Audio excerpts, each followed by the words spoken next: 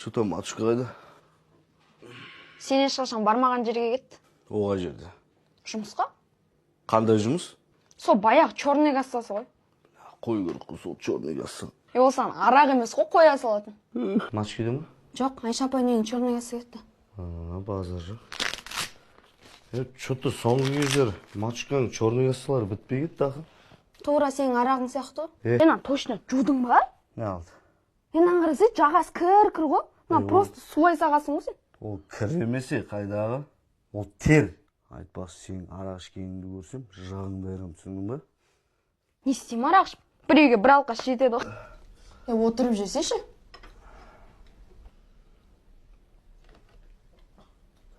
Тұрып жеген денсаулыққа пайдалы.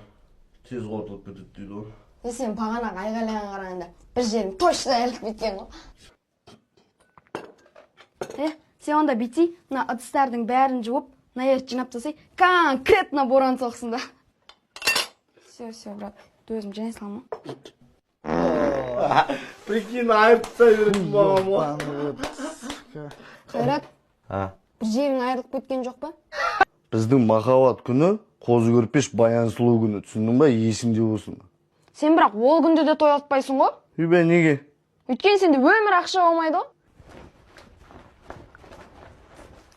Төлеген әпше, братан шақырып отыр ғой. Әпшесіне сен щегол, жай сөйлей. Қыздар іскенде очкин мен шляпа киіп алсың. Мынаны көрдің ба сен, атшы. Немене бетпен жүріппегенсің ба? О, прикинь, ана қонақтардың памятіне на всю жизнь қақып кеткенсің ғой. Ойлашы. Сен не только олардың памятында, сен ше ішіп мас боп, сол жерде қалып кеттің емес пе?